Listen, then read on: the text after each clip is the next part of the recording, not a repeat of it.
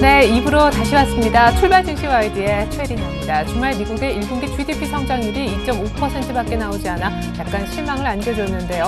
하지만 이번 주 무엇보다 20일 통화정책회의에 기대를 한 가닥 걸어볼 수도 있겠습니다. 기준금리 인하 기대감이 있는데 시장은 그래서인지 그를 앞두고 눈치보기의 관망을 형성을 하고 있습니다. 현재 오늘 업종별로 보면 자동차와 통신주가 좀 받쳐주는 반면에 STX 그룹주와 OCI 등 태양광주가 좀 부진한 양상인데요. 이렇게 호합제, 오르는 업종과 하락하는 업종이 겹치면서 코스피는 지금 하락 약보합 정도의 모습을 보여주고 있고요. 코스닥은 그러나 신고가를 형성한 이후 계속해서 신고가를 유지 중입니다. 오늘 또 초반에 갭상승하면서 567선까지 올라갔는데 현재도 그 같은 지수대가 지켜지고 있습니다. 출발 증시와이드 2부 주요 코너들 먼저 보여드립니다.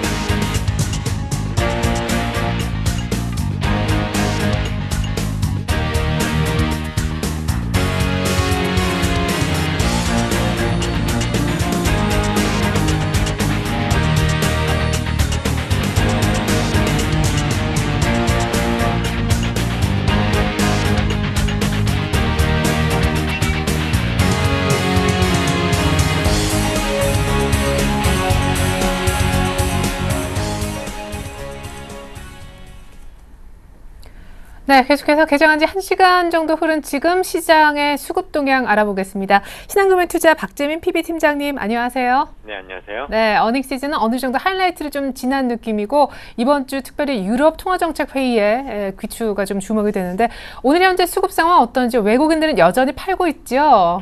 네, 그렇습니다. 오늘 월요일이죠. 이번 주 일단 빅 이벤트 주입니다. 이제 연준에서 통화정책회의가 FOMC에서 내일 모레 양일간 진행이 될 거고요.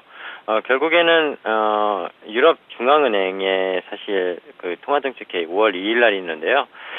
이날이 가장 그 큰 핫 이슈가 되지 않을까 생각을 하고 있습니다. 개인적으로. 그래서 이번 주는요, 사실 먼저 투자 전략을 먼저 압축해서 말씀드리면요, 상당히 큰 이벤트를 기다리면서 좀 보수적인 대응이 필요한 구간이라고 말씀드리고 싶고요. 다음 주에 옵션 만기일이죠. 두 번째 목요일 얼마 남지 않았습니다. 5월 1일이 또 노동절 휴일이고요. 이번 달에 5월이 내일 모레 이제 다가오는데요. 4월달 지난주에 기간의 어떤 윈도우 드레싱 그런 효과도 사실 만약에 없어진다고 가정한다면은 주식 격언에서도 사실 찾아오는 봄 5월에 주식 시장을 떠나야 된다. 미국 시장에 이런 말이 있는데요. 떠나라는 건 제가 말씀드리지 않겠지만 좀 보수적으로 접근해야 될 시기가 아닌가 생각이 듭니다. 일단 수급적으로 좀 말씀을 드릴게요. 외국인은요.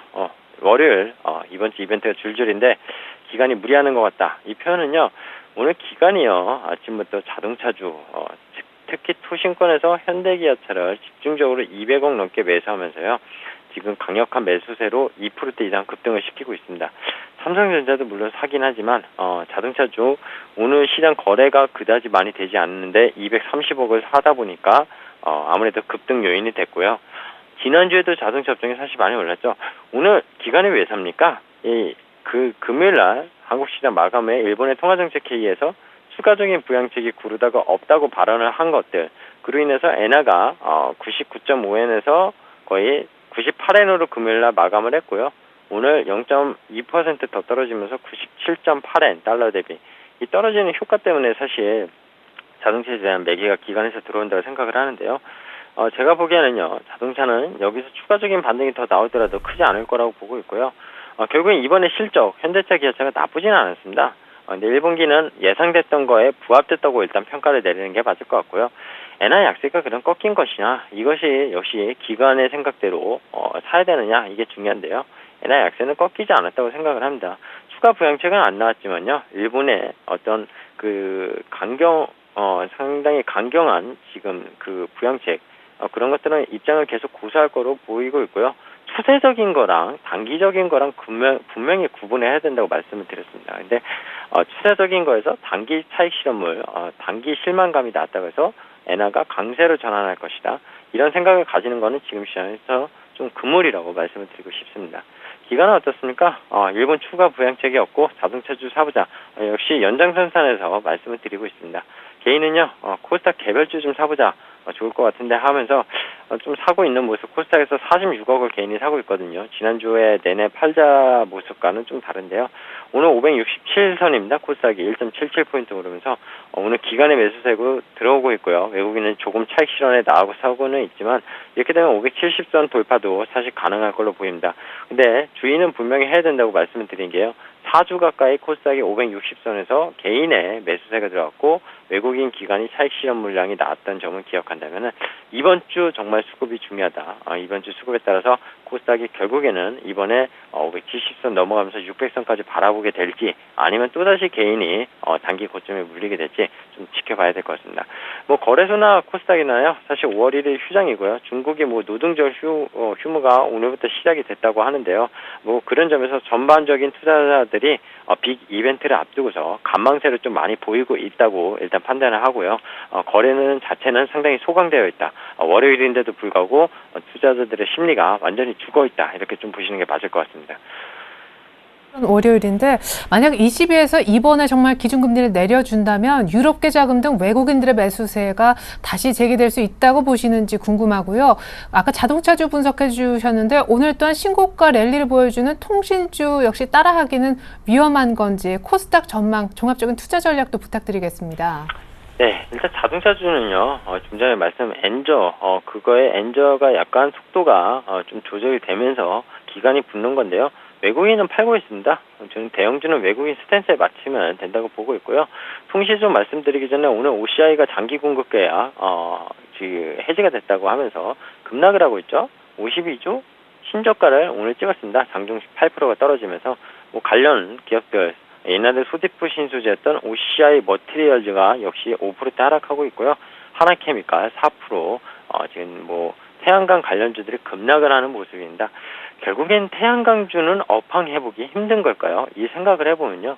역시 폴리실리콘 가격에 있지 않겠습니까? 근데 폴리실리콘 가격이 지난주에도 급락을 했습니다.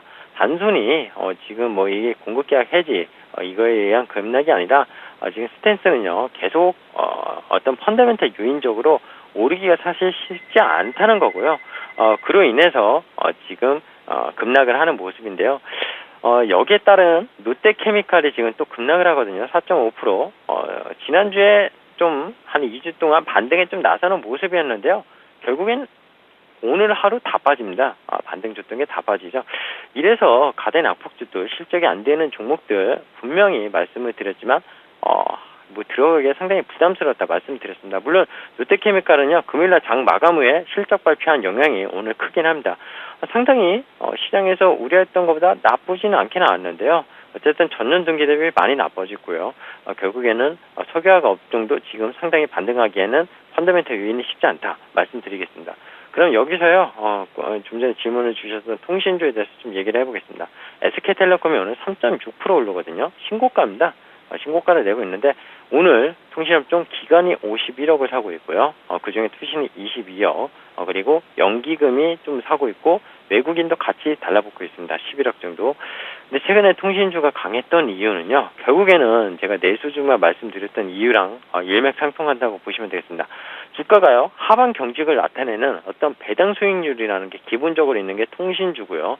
그리고 거기에다가 주가가 실적이 나쁘지 않았습니다. SK텔레콤이든 KT든 실적이 그다지 나쁘지 않았고요. 통신업종이라는 건 뭡니까? 꾸준하게 실적은 가져갈 수 있는 그런 종목이었기 때문에 당연히 어떤 경기 민감주에서 수급이 빠지면은요 시가총액 높은 어떤 통신주나 방어주로 외국인은 살 수밖에 없습니다. 그 수급이 모였기 때문에 통신주가 올랐다고 보시면 되고요. 그러면은 앞으로의 퍼의 관점에서 통신주를 10배 이상을 봐야 되느냐 그 관점을 봐야 되거든요. 옛날에는 가능했을지 모르겠지만 지금은 경쟁이 워낙 치열하기 때문에 사실 수급적으로는 좋아 보이지 몰라도 펀더멘탈으로 성장성이 없는 통신주에 대한 베팅을 따라서 사기에는 부담스럽다. 이렇게 좀 답을 드리고 싶습니다. 자, 저 질문 주신 내용에 대해서 좀 간단히 답변을 드렸고요. 오늘 투자 전략 좀 더 말씀을 드리겠습니다. 일단은요, FRB 연준의 회의, 지난주 금요일 미국의 GDP가요, 예상 3%대보다 상당히 안 좋게 나왔죠. 2.5%로 나왔죠. 예상은 3.1% 블룸버그 컨센서스였는데 결국엔 시장이 안 좋아서 조정을 받았다고 하지만 결국엔 그게 연준의 이번 주 연준에서 추가적인 부양 정책이라든지 기존의 정책들 어떤 부양 정책 연준의 그 QE3 그 이후에 어떤 계속 가속화시킬 수 있는 어떤 지지를 할 수 있는 그런 사실 시장을 만들었다는 거죠. 결국 악재도 호재로 만들고 호재도 호재로 만든다는 게 결국 미국 시장은 계속 그렇게 만들고 있습니다. 그래서 아마 그런 내용들이 나오면서 미국 시장의 반등에 나서지 않을까 생각을 하고요. 유럽 중앙은행 말씀하신 거 금리나 25bp가 지금 대두가 되고 있는데요. 정확히 마리오 드라기랑 지금 또 독일의 입장에서 봤었을 땐 상당히 지금 금리를 인하하기에도 쉽지는 않은 상황인데 유로존의 최근에 독일 구매자 관리 지수나 이런 것들을 봤을 땐 또 인하를 할 수밖에 없는 상황이거든요. 정확한 건 예측하기보단 대응을 하는 게 맞다. 항상 말씀드리지만 나오는 거 보고 판단하겠습니다. 하지만요. 만약에 금리 인하를 한다. 시장 컨센서스대로 인하를 하면은요. 그런 어떤 그 유럽계 자금들이 한국으로 들어올 것이냐. 거기에 대해서는 부정적으로 생각을 합니다. 작년 7월이랑 다른 게요. 작년 7월에는 일본의 엔저 정책, 지금 일본의 통화 정책, 부양책 이런 게 없었거든요. 근데 지금은 있죠. 그러면은 만약에 금리 인하로 인한 유럽계 자금이 풀린다. 일본으로 갈 겁니다. 결국에는요. 한국으로 오지 않고 일본으로 갈 거고요. 한국 시장 최근에 개성공단 완전 폐쇄 주말 새에 이뤄졌고요. 오늘 전원 다 기한을 할 거라고 일단 예상이 되고 있는데 한국 경제가 점점 암울한 그런 어떤 시츄에이션으로 가고 있는 것 같습니다. 그렇기 때문에 한국에 대한 외국계 투자금이 계속 들어오지 않는 데는 이유가 분명히 있는 거고요. 일단 금리 인하에 대한 이슈 추가적으로 말씀드리면요. 유럽이 금리 인하를 하면 어떻게 되겠습니까? 유로화가 급락을 하겠죠. 결국에는. 그러면은 달러 강세가 될 겁니다. 상대적으로. 달러 강세가 된다는 건 뭡니까? 아까 말씀드린 GDP가 예상보다 안 좋았던 것이 시장에서 부양책을 더 견조하게 만들 수 있지만 유로존이 금리 인하를 하면은 유로화가 하락하고 달러 강세화가 되면서 미국 증시는 상승하면서 또다시 연준의 출구 전략, 즉 조기 어떤 출구 전략 얘기도 같이 나올 수 있다는 거거든요. 즉 제가 빅 이벤트라고 말씀드린 건 어느 방향도 예측하기 힘든 구간이라는 겁니다. 지금은. 하지만 선진국 증시는 계속 좋은데도 불구하고 한국 증시는 약세는 결국에는 만약에 선진국 증시가 여기서 조정을 보인다면은 한국 증시 또다시 같이 조정 국면으로 갈 겁니다. 올라가지 못했는데 디커플링이 아니라 거기선 커플링이 된다는 거거든요. 그러면 더욱더 암울하겠죠. 즉 이번 주는 극보수적 투자를 제시해 드리고 싶고요. 하락폭이 큰 업종들은 그만한 이유가 있다는 거 분명히 좀 인지하시면서 개별 기업 실적에 분명히 촉각을 세우면서 매매를 하시더라도 좀 그런 보수적인 매매를 하시는 게 필요하다. 이렇게 좀 말씀드리고 싶고요. 통신주 추격 매수 하시면은 상당히 위험한 구간일 수 있다는 것도 좀 명심을 해주셨으면 좋겠습니다. 네, 다음 주 옵션 만기까지 대기되어 있는데 빅 이벤트 코앞에서 보수적으로 투자하자고 의견 주셨습니다. 옵션 만기 분석도 내일 정도에 부탁드리겠습니다. 박재민 PB팀장님 감사합니다. 네, 감사합니다. 네, 이어서 선물 시장 얘기 좀 들어보겠습니다. 선물 쪽 동향과 전략은요. 주쌤, 샘플러스 김도영 멘토님으로부터 듣겠습니다. 안녕하세요. 네, 안녕하십니까. 네, 오늘 선물 쪽의 동향부터 한번 들어볼까요? 네, 시장은 전반적으로 출발과 함께 관망제 출발이 되었죠. 그런데 현재 지금 제가 저희 코너를 연결하는 시점에서 개인들이 한쪽으로 한번 쏘기 시작했습니다. 즉 주체별 관망 포지션이 출발된 이후에 개인들이 나홀로 매수 출발되었다가 바로 매도로 전환되고 나서 그 부분을 축소시키면서 현재 공격적인 매수 포지션으로 현재 금액상으로는 1,000억 정도를 갑작스럽게 쏘기 시작해서 그러면서 시장은 오히려 디커플링 쪽으로 나타나기 시작했고요. 기관계 쪽에선 출발과 함께 여전히 수급 자체가 비슷합니다. 결국 금융투자 쪽이나 투신, 연기금 모두 다 현재 시장에 대해서는 이미 월말 효과 자체적으로도 거의 들어왔기 때문에 오늘과 내일 그리고 수요일날 휴장을 앞두고 있는 상태에서 공격적으로 윈도우 드레싱, 월말 효과를 내기는 좀 어렵다라고 보실 수가 있겠고요. 그 속에서 외국인들의 현재의 매도 압박 부분은 신규적인 부분보다 청산성의 일부가 있고 신규도 일부가 있지만 전반적으로 지금 미결제가 증가되고 있는 것은 개인들의 매수 확대 부분이 공격으로 나오면서 시장이 기하급수적으로 지금 브레이킹보다는 음봉의 크기가 확대가 되면서 압박 카드가 지금 나오고 있는 상태인데요. 특히나 개인들은 이때와 함께 아침 출발과 콜옵션 쪽에 48억 매수 우위, 그다음 풋옵션 쪽에서는 이때 공격적으로 잡으면서 풋옵션에서 오히려 수익 구간에 들어오자마자 매도 압박 우위로 전환이 됐다는 말입니다. 그러면 유일하게 시장에서 지금 우상향으로 강하게 밀고 있는 것은 주체 자체가 개인밖에 없다라는 거죠. 그럼 늘 말씀을 좀 드렸죠. 개인과 반대만 해도 승부수 띄울 수 있다라고 말씀드렸죠. 그렇기 때문에 고점 매도 전략이 좀 유효하다라고 말씀 좀 드리겠고요. 금일자리 선물시장 대응 전략은 개인 수급과 반대로만 대응하자. 그래도 수익은 챙길 수 있다라고 과감하게 말씀드리겠고요. 자, 금일 밴드는요, 아주 중요한 밴드가 좀 있습니다. 그래서 10분 봉을 좀 놓고 보도록 하겠습니다. 위쪽 상단에서 놓고 보면요, 255.15의 저항 안착 여부가 가장 중요합니다. 그 부분은 결국 저항에 걸린다는 것은 이번에 기술적 반등, N자형 상승 패턴의 마무리가 되는 위쪽의 상단에 닫히는 형국이 발생이 될 거고요. 이것이 제 생각에는 월화까지는 나올 것 같고 목, 금에서는 추세 트렌드의 변경 여부가 나올 것 같습니다. 옵션 만기는요, 지나가는 삼척동자 또는 주식을 조금이라 했던 초등학생도요, 지금 하방으로 열려있고 상방의 일부가 거의 다 왔다라는 것 누구나 다 알고 있습니다. 그 안에서 결제수를 맞추느냐 못 맞추냐 알겠죠. 그 부분을 봤을 때는 실적으로 양쪽이 다 열려있는 상태에서 모두가 다 여론몰이가 하방을 노래하고 있을 겁니다. 그럴 때 여러분들은 현 코너를 통해서 집중을 가지셔야 될 것 같겠고요. 그래서 그 중간에 가장 중요한 자리가 바로 255.15 저항 여부 보자라고 말씀드리겠고요. 그 부분 속에서 금일자리 변곡으로까지 넘어가 보면 상단 255.15가 당연하겠죠. 그리고 중간 밴드는 254.50입니다. 자, 그 속에서 결국 50 자체도 깨고 내려오면서 중요 브레이킹 자리인 자막으로 나갔던 253.20 자리까지 지금 한 방에 몸통으로 이탈이 나오면서 밑에 오늘 중요 변곡인 252.65까지 이탈을 하고 있는데요. 자, 금일 종가상 252.65를 이탈하고 선물이 종가 마무리가 되면 내일도 해외 증시와 상관없이 조정이다라는 거 열어두시면서 리바운딩 자체가 올라갈 때 개인들의 매수세가 확대가 되면 될수록 고점 매도 전략으로 오늘 응수하자라고 말씀드려보도록 하겠습니다. 네, 감사합니다. 개인과 반대인 고점 매도 전략 펴자라는 선물 쪽 전략 주셨습니다. 샘플러스 김도영 멘토님 말씀 감사합니다. 네, 감사합니다.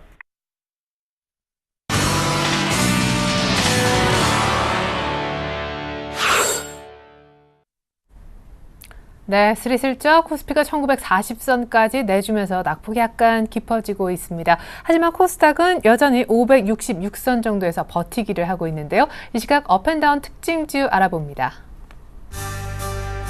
네, 먼저 업종목에 현대차가 올라와 있으니 굉장히 반가운 일이네요. 현대차가 오늘 2% 이상 오르면서 20만 원 부근까지 왔습니다. 주말 특근 재개 소식이 들려왔습니다. 이렇게 되면 하루 생산성이 한 40% 후반대까지 늘어날 수 있다고 하죠.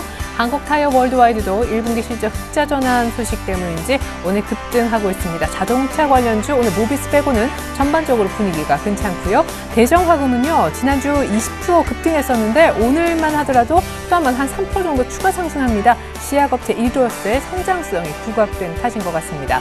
이어서 다운 종목 보면요. 오늘 다운 종목에는 STX 그룹주 외 OCI가 많이들 거론되죠. 올라와 있습니다. 중국으로부터 공급 계약 해지 소식이 있었는데 규모가 1조 4천억이라는 적지 않은 규모였습니다. 8% 정도 개파락 출발했는데 지금 낙폭을 5%가량으로 조금은 축소시켜 놓았습니다. 오늘 북한 개성공단 근로자 전원 철수 소식이 있었습니다. 남북 경협주 가운데 로만선 하락하고 있는데 하락폭이 그렇게 크진 않은 것 같습니다. KC는요, 오늘 감제 결정 나왔죠. 한가로 직행했습니다. 보통주 10주를 동일 액면주 1주로 무상 병합 판단 소식이 있었습니다. 네, 먼저 업종목 분석부터 듣겠습니다. 메리츠증권증권 강보경 대리 연결돼 있습니다. 안녕하세요. 네, 안녕하세요. 네, 현대차가 웬일로 오르고 있나요? 일단 실적 발표 이후 오히려 흐름은 좀 좋아지는 것 같아요. 네, 맞습니다. 자동차주들이 올라온다는 부분이 굉장히 긍정적인 소식인데요. 현재 현대차 4,500원 오른 19만 8,500원에 거래가 되고 있습니다. 현대차는 1분기 실적 발표 이후에 연일 상승세를 지속 중인데요. 현대차가 지난 23일 이후에 1거래일을 제외하고는 줄곧 오름세를 나타내는 분위기입니다. 1분기 실적이 시장 기대치에 부합한 수준으로 확인이 되면서 실적에 대한 불확실성이 해소가 됐다라는 부분이 상승 조건이 됐었는데요. 일단 펀더멘탈 측면에서 4분기를 저점으로 해서 회복 국면에 진입했다라고 보실 수가 있겠습니다. 이날 현대차의 주가 상승은 특근 재개 소식에도 탄력을 받았습니다. 지난 26일 현대차 노사가 주간 2연속 2교대제 도입에 따른 주말 특근 방식에 최종 합의하면서 다음 달 4일부터 주말 라인을 가동하기로 결정을 하면서 이 부분도 호재로 작용하고 있는 상황입니다. 현대차 오늘 바닥 확인하면서 올라오고 있는 부분인데 일단 실적이 이미 확인이 됐고 바닥이라는 부분이 긍정적으로 요인으로 확인이 되고 있는 상황이기 때문에 분할 매수 관점으로 접근하자라고 말씀을 드리겠고요. 그리고 오늘 주가는 좀 밀리고 있지만 5월 2일에 있을 ECB 통화정책회의에서 그 금리가 인하될지 여부에 따라서 조금 더 탄력을 받을 수 있을지가 확인이 될 것 같습니다. 매수를 하시는 분들은 일단 지금 자리에서 일부를 매수하시고 5월 2일 이후에 ECB 통화정책 회의 결과를 보고 조금 더 접근하시는 게 좋지 않을까라고 말씀드리도록 하겠습니다. 그리고 두 번째 종목은 한국타이어 월드와이드 말씀드리도록 하겠습니다. 오늘 장중에 5% 넘는 상승을 보이다가 지금 3%대로 조금 내려오긴 했는데 그래도 긍정적으로 작용을 하고 있는 모습입니다.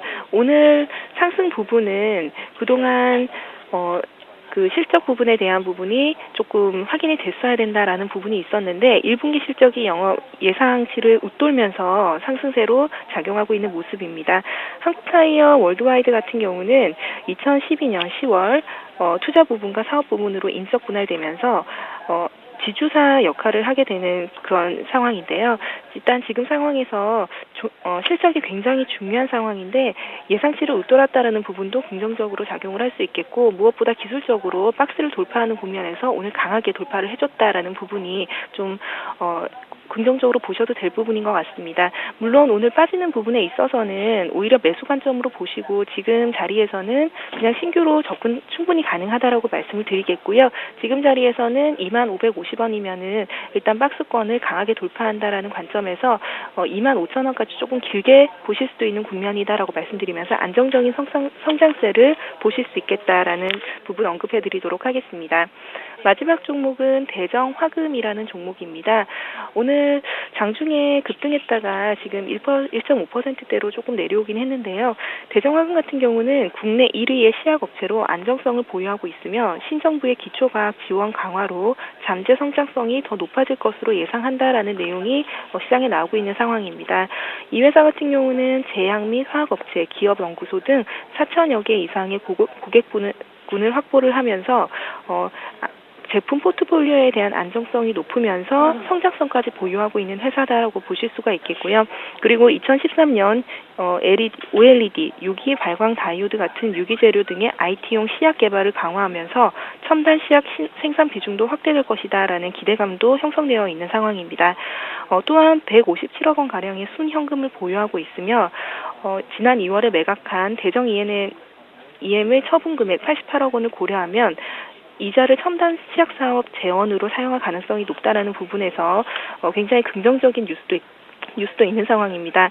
그렇다면 전략적으로 어떻게 접근을 하시냐. 지금 단기적으로 굉장히 빨리 올라왔기 때문에 속도 조절은 필요한 상황이라고 보입니다. 13,000원대 초반까지 내려오면 충분한 매수 가능 국면이라고 말씀드리겠고요. 오늘 조금 장중 조정 국면을 보이고 있으니까 일단 분할해서 접근을 하시면서 13,000원대가 내려온다면은 일단 조금 더 적극적으로 매수하는 전략으로 접근하시면 좋을 것 같습니다. 근데 오늘 현대차의 분할 매수 사인을 주셨기 때문에 물론 5월 2일 ECB 통화정책 회의를 봐야 된다라고 하셨지만 지금 만약에 접근한다면 단기 목표가는 어느 정도가 적정할까요? 아직까지 전고점을 돌파하는 국면이다라고 보기는 굉장히 어렵겠고요. 개파락하기 시작한 21만 원 정도 선을 1차 목표가로 제시해드리고요. 만약에 그 가격대를 강하게 돌파를 해준다면 22만 원대까지 말씀드리도록 하겠습니다. 네, 감사합니다. 오늘 업특징주 분석은 강보경 대리님의 도움 말씀을 들어봤습니다. 감사합니다. 네, 감사합니다. 네, 이어서 다운 종목으로 한번 가보겠습니다. 동부증권 방배 지점에 계시는 김혜란 연구원님 연결되어 있습니다. 안녕하세요. 안녕하세요. 네, OCI는 언제쯤 또 업특징주로 볼 수 있을런지 오늘은 또 대규모 공급 계약 해지 소식이 들어와 있는데 금요일 장 마감 후에 공시가 났더라고요. 네, 맞습니다. 그렇습니다. 지금 OCI가 지난 26일 중국의 태양광 업체 선택과 체결한 세 건의 공급 계약이 이제 선택의 파산, 회생 절차 개시로 인해 가지고 회지가 됐다고 공시했습니다. 세 건의 지금 공급 계약 규모는 약 1조 4,620억 원이고요. 이번 해지 금액이 우선 지난해 OCI 매출 봤을 때 3조 2,184억 원의 거의 절반 수준, 45% 가까이를 차지하기 때문에 장 시작부터 주가 급락세를 보였습니다. 우선 이번 계약 해지로 인해 가지고 OCI의 운영이 정상화되는 게 지연될 우려가 굉장히 크고 또 작년에 이어서 적자도 지금 지속될 수 있을 것으로 보고 있습니다. 그리고 오늘 이에 따라서 지금 크레딧 스위스에서 OCI 투자 의견을 중립으로 또 내리기도 했는데요. 이런 이슈들 통해 가지고 OCI 주가 단기 급락에 따른 단기 반등은 가능하지만 주가의 하락 추세는 좀 지속될 것으로 보이기 때문에 좀 접근하실 때 조심할 필요성이 있을 것 같습니다. 두 번째 다운 종목은 로만손인데요. 개성공단이 잠정 폐쇄된다는 소식에 로만손, 인디에프, 좋은 사람들 등 이런 입주 업체들의 주가가 하락세를 보였습니다. 지금 개성공단을 체류하고 있는 남측 인원이 지금 전원 귀환될 예정인데요. 이에 따라서 개성공단이 지금 당분간 사실상 폐쇄 상태에 놓이게 될 것으로 지금 보고 있습니다. 정부에서는 이런 개성공단 입주 기업들의 지금 유동성 위기 극복을 위해 가지고 경영자금 긴급 지원이라든지 정부 합동 대책반 출범 이런 실질적인 지원 대책들을 마련하고 있지만 개성공단 재가동 전까지의 주가 급등락은 계속 변동성은 지속될 것으로 보고 있고요. 다만 로만손 같은 경우에 지금 주얼리 사업이라든지 핸드백, 손목시계 이런 내수 사업 부분에서 특히 지속적인 성장세가 지속되고 있고 또 수익성이 꾸준히 확대되고 있는 상황이기 때문에 개성공단 문제만 일단락 된다고 하면은 주가의 반등폭은 오히려 크게 나타날 것으로 기대되고 있습니다. 그렇기 때문에 주가 보실 때 1,700원, 10,000원 아래에서는 계속 분할 매수 유효할 것으로 그렇게 접근하고 있고요. 마지막 다운 종목은 KNC인데요. 이것도 역시 지난 26일 날 공시를 했습니다. 재무구조 개선을 위해서 보통 주식 10주를 동일 액면 주식 한 주로 무상병합하는 감자하겠다고 공시를 했는데요. 감자 후에 지금 KNC의 자본금은 95억 2,369만 원으로 결정될 것으로 보여서 장 시작부터 지금 하한가 급락을 했습니다. 이 회사 같은 경우에 지금 3년 연속으로 500억 원대 단기 순손실이 지속되고 있는 상황이고요.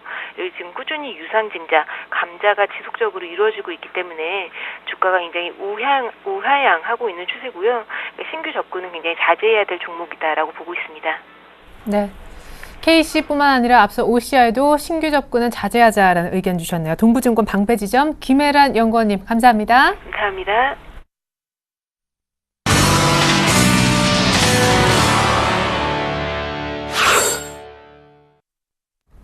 네, 어느덧 코스피의 낙폭이 1935선까지 점점 커지고 있습니다. 앞서 전문가들이 오늘장 이렇게 하라고 투자 전략을 주신 것을 저희가 다시 한번 종합해서 모아봤습니다.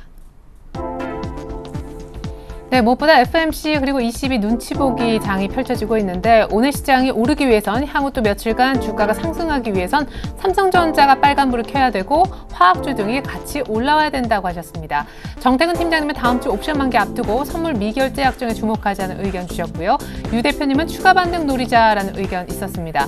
박재민 PB팀장님은 수급 분석과 동시에 이번 주 빅 이벤트 다음 주 옵션 만기까지 있으니까 보수적으로 투자하자라는 의견 주셨었고요. 오성진 센터장님은 5월 증시 전망을 통해서 5월의 해답은 실적 개선 소비주에 있다고 언급해 주신 바 있죠. 네, 이 같은 전문가의 의견에 또 다른 전문가는 얼마나 비슷한 의견을 낼 수 있을까요? 전문가 공감도 알아봅니다. 오늘은요, JB스탁 박소연 연구원님 공감도 체크해 보겠습니다. 안녕하세요. 네, 안녕하세요. 네, 공감 표시부터 해주시겠어요? 네, 저는 오늘 FOMC ECB 눈치 보기, 삼성전자 화학주 반등 체크를 해보자라는 의견과 금주 빅 이벤트, 다음 주 옵션 만기 보수적 투자 의견에 좀 공감을 표를 좀 드리도록 하겠습니다. 지난주 코스피 지수는 전주말 대비하여서 한 1.9% 정도 상승 마감을 하였는데요. 4주 만에 반등을 보이며 이제 삼성전자와 현대차 등의 주요 기업들의 실적 발표가 이루어지면서 또 불확실성이 좀 제거되었고 또 대형주의 저가 인식이 두드러지면서 저가 매수가 유입된 한 주였습니다. 이번 주에는 삼성중공업과 두산중공업, 현대산업 등의 실적 발표가 예정되어 있긴 하나 이제 차츰 실적 시즌이 마무리가 되어 가면서 이번 주에는 5월에 증시 방향성을 가늠해 볼 수 있는 해외 이벤트에 눈이 쏠릴 것으로 좀 전망을 하고 있는데요. 이번 주 5월 1일에는 근로자의 날로 우리나라 증시장 같은 건 휴장을 하기도 하지만 중국은 4월 제조업 PMI 지수와 미국의 4월 ISM 제조업 지수 등이 발표가 되고요. 2일에는 미국 FOMC 회의와 22일 통화정책 회의가 예정되어 있고 3일에는 중국의 비제조업 PMI와 미국의 고용지표 등을 좀 중요하게 챙겨보셔야 될 것 같습니다. 중국 제조업 PMI 전망치는 50.7로 전월 대비해서 50.9를 하회할 것으로 좀 예상을 하고 있고요. ECB 같은 경우는 지금 기준금리 인하 가능성이 좀 제기되고 있으나 독일에서는 좀 여전히 보수적인 입장을 취하고 있어서 추가적인 조치 가능성은 좀 높지 않다고 있습니다. 이번 주 굵직한 이벤트들이 많죠. 다음 주 옵션 만기일까지 좀 예정이 되어 있는데요. 굳이 성급한 매매 하실 필요 없고 좀 차츰 시장을 좀 관망세가 좀 밑에 좀 깔고서 좀 지켜보시는 장이 좀 나으실 것 같습니다.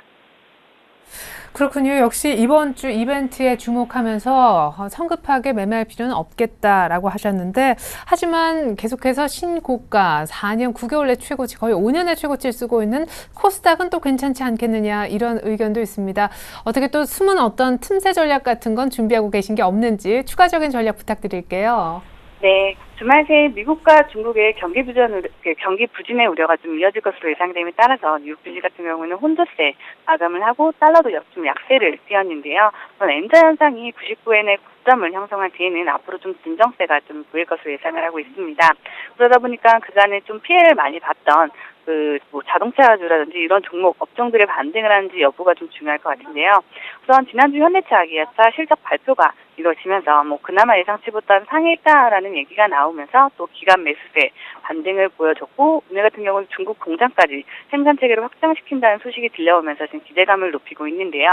4월 미국 시장의 자동차 판매 발표 지수가 이제 5월 초에 발표 예정인데 또한 우리나라 완성차가 시장 점유율을 좀 높게 차지할 거라는 기대감은 사실상 많이 좀 떨어지지 않나 싶습니다. 그러다 보니까 오늘 완성차 중 외인들이 다시 또 매도를 좀 하고 있는 것으로 보여지는데요.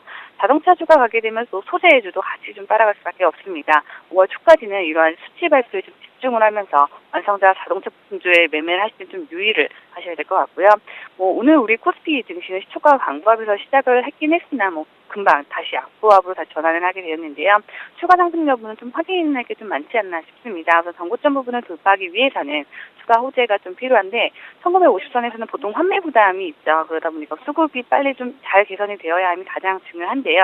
연기금과 투신의 움직임이 좀 가장 시급한데 이번 주에는 아까 이제 짚어드렸던 해외 이벤트와 아시아 증시장의 휴장이 좀 많고 다음 주 옵션 만기일에 대한 부담으로 인해서 움직임은 좀 제한적일 거라서 좀 보고 있습니다.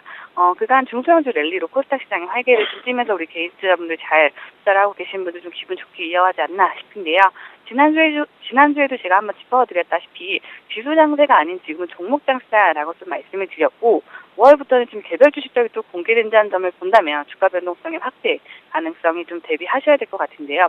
중요한 건 실적 모멘텀을 도사리고 있는 기업에는 계속해서 관심을 가져야 된다. 그래서 중국 소비 관련주라든지 스마트폰 부품주라든지 정책 관련주 쪽으로는 여전히 옥석 관리를 하셔서 해내시는 게 좀 오늘 장에서는 중요해 보입니다. 네, 종목 장세의 중요성 다시 한번 강조해 주셨는데 이미 옥석을 가려서 한 종목 정도 준비를 해 오셨다죠? 네, 제가 오늘 말씀드린 종목 같은 경우에는 한국전자인증이라는 기업인데요. 다날과 한국사이버결제 등과 같은 전자결제주로 같이 좀 꼽히고 있는 기업입니다. 하고 있는 일은 공인인증서 서비스와 글로벌 인증 서비스, 인증솔루션 제품을 주력으로 하는 업체로 국내 유일의 글로벌 수준 인증기관입니다. 지금 국내에서는 유일하게 자체 글로벌 인증센터로 인증서를 자체적으로 심사나 발급, 폐기를 할 수 있는 기업이고요. 공인인증서 말고도 지금 보안서버 인증 서비스라든지 경쟁사 대비하여 모든 공인인증서 분야를 좀 커버할 수 있는 기술력을 갖고 있는 기업입니다. 작년도 연말에 모바일 직불결제 시스템이 상용화가 되면서 실질적인 수혜로 꼽혔었는데요. 모바일 직불결제 제도는 고객들은 직접 은행에 가지 않고 공인인증서를 활용해서 모바일 직불카드를 발급받고 또 이를 체크카드처럼 가맹점에서 사용할 수 있게 한 제도로 이 부분에 대해서는 지금 한국전자 인증이 가장 수혜가 클 것으로 보고 있고 또 올해 하반기까지도 실질적인 매출이 좀 잡힐 것으로 예상을 하고 있습니다.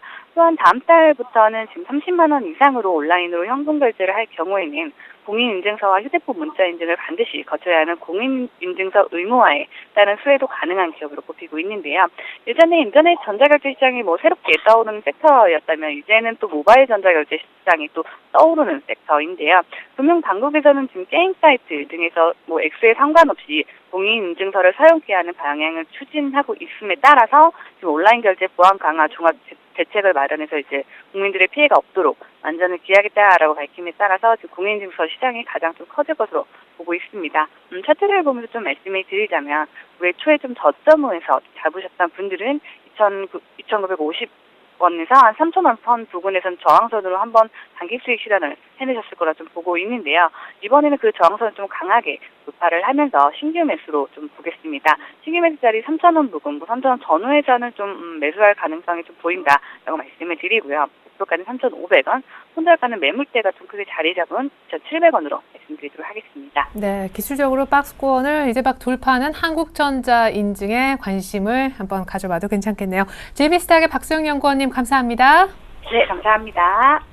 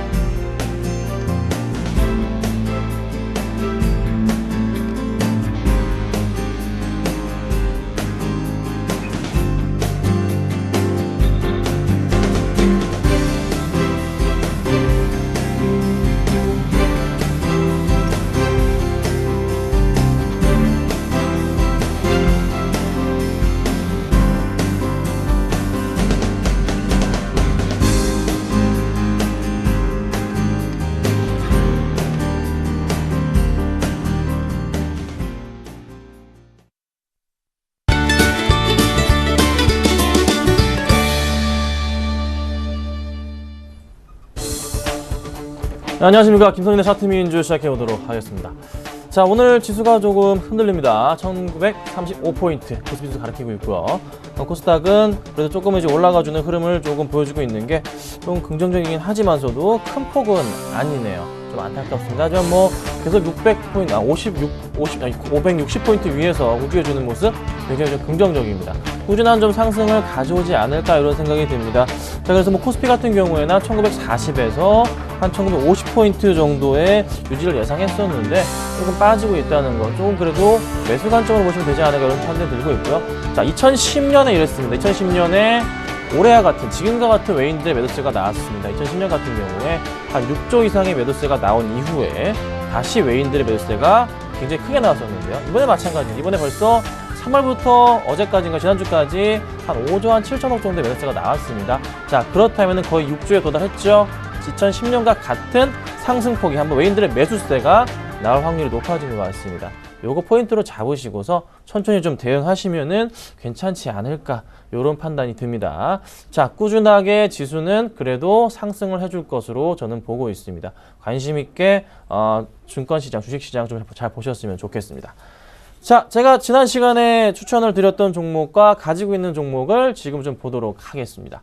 자, 두 가지 종목을 저희가 지금 보유하면서 가지고 있었죠. 첫 번째 종목이 BS금융주의 세미텍이었는데, 자, 세미텍 같은 경우가 오늘 장중에 오전에 최고가까지 올라가면서 10%까지 수익이 났었 종목이. 근데 저희는 3%만 수익이 하잖아요. 현재가 얼마죠? 자, 현재가가 그래도 꾸준하게 좀 올라가줘서 괜찮은 흐름을 보여주고 있어요. 하지만 더 이상 먹지는 않도록 하겠습니다. 현재가 부분에 정리하셔도 3% 이상 수익 중이십니다. 정리하도록 하겠습니다. 자, 세미텍을 정리해서 누적 승수가 44전 33승 11패. 네, 굉장히 양호하죠. 승률로 75%입니다. 네, 꾸준하게 증가해주고 있고요. 자, BS금융지주는 매수가가 14,850원인데 아직 좀 더 가져가 보도록 하겠습니다. 꾸준하게 좀 더 지켜봐야 되지 않을까 이런 판단이 드는데요. 자, 세미텍과 BS금융 차트를 보면서 잠깐 좀 설명을 해드려 볼게요. 자, 세미텍을 제가 추천드렸던 이유 중에 하나는 이 친구 급등 차트다 말씀드렸습니다. 급등 분명히 한다 말씀드렸고, 차트로 정확하게 반등 나온 이후에 한번 꺾였다가 다시 올라갑니다. 제가 추천드렸던 포인트 자체가 어디였죠? 자, 여러분 이제 이게 언제 했냐면요. 금요일날 추천드렸던 거예요. 금요일날 이때 정확하게 잡고서 추천을 드렸고요. 금요일날도 장중에 수익 실현 가능했고, 아직 못하신 분들도 지금 수익 시전을 좀 부탁드릴게요. 저는 3% 이상 먹지 않겠습니다. 3%씩만 가져갑니다. 물론 그 이상 크게 날 수도 있겠지만 저도 욕심내지 마시고서 지속적인 수익을 내드리는 게 제 목표이기 때문에 꼭 정리하시라고 말씀드려보겠습니다. 자, 그 다음에 말씀드렸던 종목이 BS금융입니다. 자, BS금융 한 마이너스 한 3, 4% 정도 되네요. 제가 요 라인, 이 저점 라인 부분 아직 깨지 않았기 때문에 아직 좀 더 가져가 보겠다 말씀드렸습니다. 아직 깨지 않고서 반등 주는 구간이 나왔었고요. 이번에도 마찬가지로 한 번 더 나올 가능성이 높습니다. 걱정하지 마시고 BS금융 자체도 꾸준하게 조금은 홀딩해보자. 아직은 이 종목 손절할 때는 아닌 것 같습니다. 가져가도록 하겠습니다. 자, 그럼 이제 오늘 역시나 두 가지 종목을 제가 가지고 나왔습니다. 자, 승률이 75%죠. 굉장히 많은 성공 확률을 보여주고 있습니다, 여러분. 한번 믿어보시고서 매수해 보셨으면 좋겠어요. 오늘 제가 두 가지 종목, EM코리아와 포스코 ICT를 제가 가지고 나왔습니다. 자, EM코리아 같은 경우에는 신고가, 박스를 뚫고 올라가는 신고가 패턴형이고요. 포스코 ICT 같은 경우에는 바닥을 찍고서 다시 반등을 주는 반등형 패턴을 가지고 있습니다. 꾸준하게 지금 상승을 둘 다 주고 있는 최근의 흐름이기 때문에 굉장히 좀 관심 있게 보셔야 되는 두 종목이기도 한데요. 자, 먼저 EM코리아부터 제가 설명을 드려볼게요. 자, EM코리아 이 종목이 어떤 종목이었냐면요. 예전에 한번 제가 가지고 나왔던 종목이에요. 추천은 안 드렸지만 가지고 나왔던 종목인데 제가 이 박스를 쳐드립니다. 이 구간이 바로 기관들이 매수했던 평균 단가 부분이 해당하는데 기관들의 평균 단가가 6,100원, 6,200원 사이였단 말이죠. 그래서 제가 추천을 드렸고 추천드린 이후에 주가 흐름 자체가 이제 튀어 올라갑니다. 네, 한 번 더 반등이 줄 수도 있는 그런 부분인 것 같고요. 자, 수급상으로도 살펴보자면요. 자, 수급상으로도 역시나 네, 기관들이 띄엄띄엄 매수가 들어오긴 하지만 연기금이 놓지 않고 매수가 이어갑니다. 자, 기관들의 평균 단가 제가 계산했던 부분이 바로 이 연기금의 평균 단가였어요. 꾸준하게 상승을 가져올 수도 있고 또 기관들, 특히 외국인들도 다시 매수를 시작했고 제가 제일 좋아하는 게 뭐죠? 또 확률도 제일 높은 개인들의 매도만 나가고 있는 거. 개인들의 매도가 7일 연속 나가줍니다. 자, 그리고 오늘 3% 이상 장중에 오르게 됐는데 이 포인트 뭐라고 말씀드렸죠? 이제 그냥 입에서 나와줘야 되죠. 예, 코스닥 기업 중에서 3%, 4%, 5% 오른다. 기관들의 매수가 들어오는 거다. 이 포인트 제가 말씀드리잖아요. 그렇죠? 정확하게 오늘도 아마 들어오지 않을까 이런 생각이 듭니다. 자, 그리고 이제 말씀드릴 종목이 포스코 ICT입니다. 자, 포스코 ICT는 바닥권을 이렇게 항상 터치한 이후에는 항상 반등을 주는 종목이에요. 자, 이 종목 좀 더 크게 봤을 때 작년 5월부터 해서 바닥권 라인 자체, 정확하게 라인 자체가 이어져가는 그런 종목 중에 하나인데 서서히 그 라인 자체 흐름 자체가 다시 한번 그어드릴게요. 정확하게 한번 그어드리겠습니다. 서서히 라인 자체 흐름 자체가 맞아떨어져 가고 있는 모습입니다. 자, 정확하게 보이십니까? 지금 이 라인 자체 제가 동그라미 쳐드렸는데 작년 5월 이후부터 해서는 이 라인 자체를 타고 가는 흐름이 지속적으로 벌써 나와줍니다. 네, 7번째인가요? 그러고 나서 올라주면서 가장 안 올랐던 부분을 제가 라인을 이어드린다면은 거의 지금 현재가 부근인데 그리고 나서 한 번 더 뚫고 올라갔던 라인 자체가 바로 요 고가 라인에 해당하는 한 8,000원 이상을 항상 도달했단 말이죠. 근데 최근에 올해부터 시작한 패턴 자체 흐름에서 말이죠. 이 라인 자체, 그러니까 가운데 라인을 뚫고 앉혀버린 이후에는 한번 더 크게 올라가는 흐름이 나와줍니다. 네.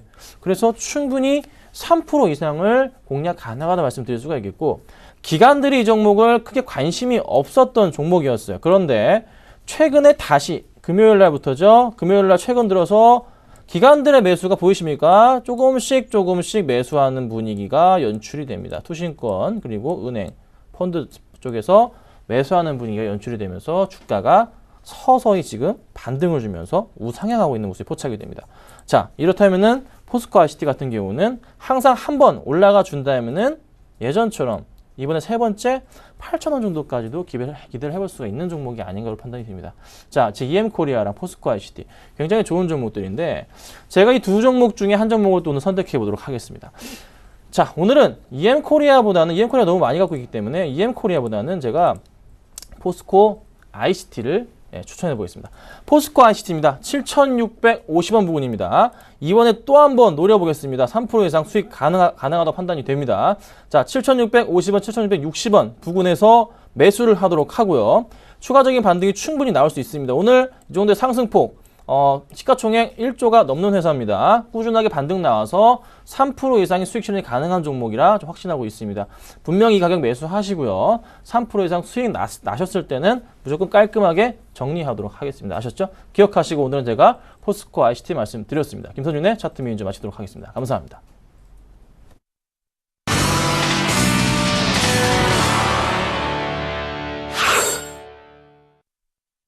네, 시장 흐름 크게 바뀌지 않았습니다. 코스피 약보합, 코스닥 강보합. 오늘 일본은 휴장인데요. 중국장도 노동절 관련해서 이번 주 이제 수요일 정도까지 계속해서 열리지 않게 됩니다.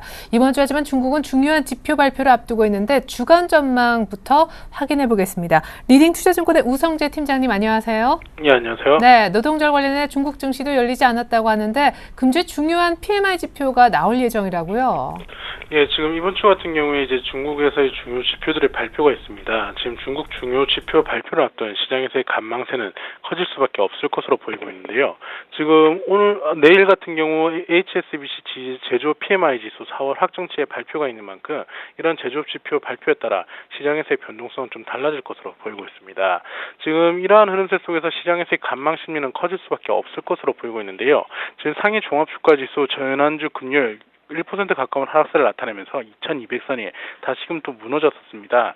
지금 2177.91포인트의 장 마감을 했었는데 시장에서 뚜렷한 상승 모멘텀의 부재 속에서 혼조장세 움직임이 좀 이어져 나갈 것으로 보이고 있습니다. 지금 중국 같은 경우 2분기 경제 회복 기조가 뚜렷할 것이라는 전망이 나오고 있는 상황인데요. 국가발전연구원에서는 작년 기간 부동산 판매 실적이 낮은데 최근 거래가 늘고 있고 2분기에 판매 호조를 보일 것이라는 전망을 내놓으면서 GDP 성장률을 8%로 제시하는 모습을 보였습니다. 지금 이와 함께 사회과학원에서는 2013년도에는 집값이 안정적인 상승을 나타낼 것이란 전망을 내놨었는데요. 결국 집값이 안정세를 나타내고 이러한 흐름세 속에서 중국의 긴축 기조가 좀 완화될 경우에 경기 회복에 대한 기대감은 나타날 것으로 보이고 있습니다. 결국 내일 발표될 HSBC 제조업 PMI 지수의 발표 내용이 어떻게 나오는지 여부에 따라 시장에서의 움직임이 좀 달라질 수 있는 만큼 이번 주 수요일까지 휴장 이후 5월 2일부터 열리는 중국 장에서 시장에서의 상승세를 나타낼 수 있을지 여부를 좀 보셔야 될 것 같습니다. 최근 위안화 강세 움직임이 꾸준히 나타나는 모습을 보이는 듯 중국에서의 환율 움직임 또한 달라지고 있는 모습을 보이는 듯 시장에서의 변동성이 좀 확대될 것으로 보이고 있는데요. 최근 시장 상승 모멘텀의 부재 속에서 매수세가 부족한 가운데 지표 발표 이후 시장이 다시금 상승세를 나타낼 수 있을지 여부는 좀 지켜보시면서 내일 발표될 지표 내용에 따라 달라질 수 있기 때문에 이러한 부분 염두하시고 접근하셔야겠습니다. 네, 감사합니다. 리딩 투자증권 우성재 팀장님의 분석 들으셨습니다. 잘 들었습니다. 네, 고맙습니다. 네, 자 이번에 시초가 공략주 리뷰해보는 시간 갖겠습니다. 지난주 후반에 개인적인 사정이 있으셔서 강정호 부장님의 이 알트론 같은 시초가 공략주를 들어볼 수가 없었는데 오늘 다시금 공략 종목을 주셨습니다. 테라 세미콘이었죠. 네, 반도체 공정에 적용되는 열처리 장비를 만드는 기업인데 OLED 투자의 수혜가 기대가 됩니다. 지금까지는 삼성 쪽의 투자 얘기가 계속 지연돼서 사실상 악재였다면 악재였는데요. 이제 OLED 본격 투자 얘기가 나온다면 수혜가 기대가 됩니다. 무엇보다 기저효과에 따른 실적 턴어라운드 효과도 있을 텐데요. 2013년도 올해 실적 매출액 기준 1년 전보다 90% 정도 증가, 영업이익은 1년 전 대비 130% 이상 증가가 예상되고 있는 종목입니다. 자, 차트 함께 보시겠는데요. 시초가 공략 종목이니까요. 오늘 시초가에 똑같이 들어가셨다면 22,100원에 공략이 되셨을 것 같고요. 장중한 때 더 이상 추가 상승폭을 키우지 못하고 2% 정도 하락하면서 21,550선까지 갔었죠. 하지만 낙폭을 다시 줄이면서 21,850원. 시초가 대비해서 수익이 나는 구간은 아닙니다. 시초가가 한 0.5%가량 갭상승이었기 때문에요. 하지만 아직 또 큰 손실도 아니기 때문에 오늘 종가까지 들고 있으셔도 가격권만 봤을 때는 괜찮을 것 같습니다. 네, 이상 시초가 공략주 리뷰해드렸습니다. 코스피는 1930선 후반, 코스닥은 여전히 잘 가고 있는데요. 이번 주 특별히 유럽 중앙은행의 통화정책회의 앞두고 코스피는 관망세가 아주 진하게 형성되고 있습니다. 성공투자 기원합니다. 출발 증시와이드 마칠게요. 감사합니다.